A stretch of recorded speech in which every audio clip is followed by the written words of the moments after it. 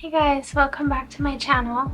So I have here with me a stack of books that I want to read this autumn. So for the first book on my list, I actually already started reading it, The Secret History by Donna Tartt.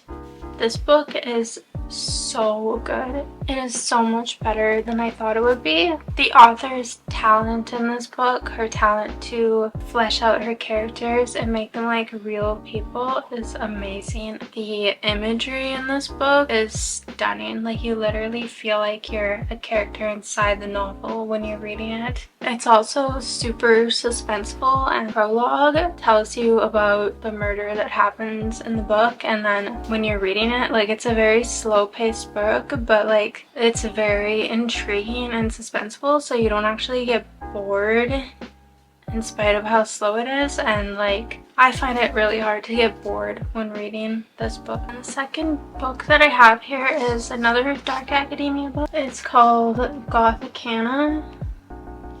I'm super excited to read this one. It's about this girl who goes to a university, and the university is like an old castle, and there's a lot of like suspicious stuff happening. But yeah, it sounds really good. It sounds super intriguing. Some of the next books that I have are just books that I want to read for like October, like spooky season. The first one that I have here is Coraline by Neil Gaiman. I know that everybody's heard about this story and the movie. Like, I love the movie, so I'm really excited to read the book because I've heard really good things about it. I feel like this would be like perfect to read in October. Okay, and next up I have I have a couple other spooky reads. I don't know if I'm gonna get around to all of them, but I know one that I want to read for sure is Sleepy Hollow. And Sleepy Hollow, like, this is actually a really short book. Like, so the story Sleepy Hollow is actually only this long, so I'd be able to read it like in one night, and I really want to read it because I love the movie. I have a couple more spooky reads. One of these is actually a kid's book. I listened to the audiobook when I was a kid. It's Bunnicula.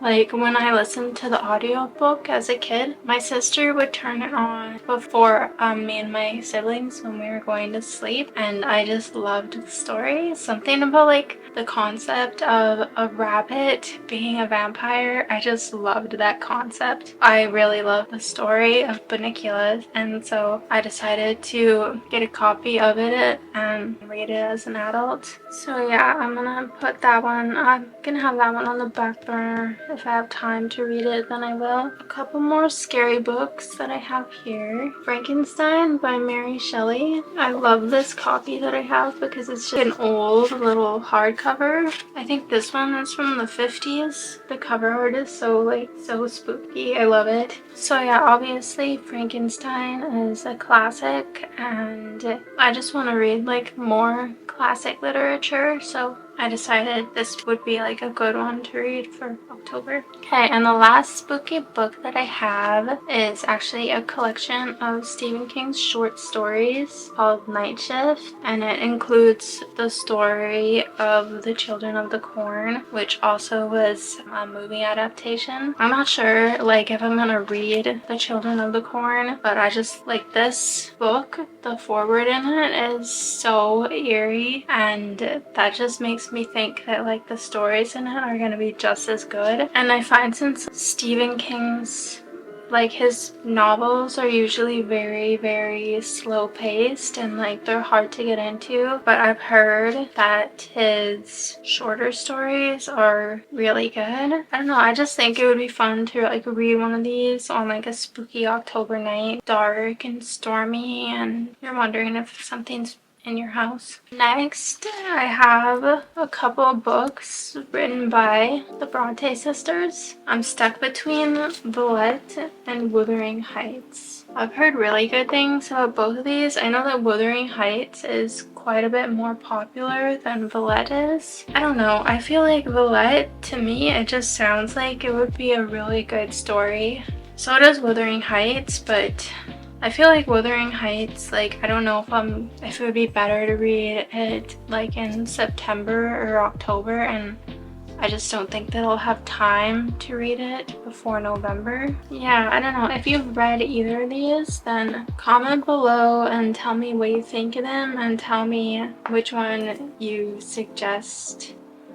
I would really appreciate that. For the very last book on my autumn reading list, I have Little Women by Louisa May Alcott. I've never read this. I've watched the movie when I was like growing up. Love this copy that I have. It's like this beautiful hardcover copy that I found at this little local bookstore. They have this cute little bluebird on the back of it and just like autumn leaves. Golden colored autumn leaves. This book will be perfect to read in late November or mid-November. I feel like this will be a perfect read for November, but like the little chapter pages are so pretty. So that's my little reading list. It's not very little, I know it's kind of big. That's my little autumn reading list, and thank you for watching. Comment below what you're gonna be reading this autumn because I'd love to hear it because I'm always looking for new book suggestions, especially books that are like have that like autumnal vibe to them. Okay, so thank you for watching and enjoy your day and goodbye.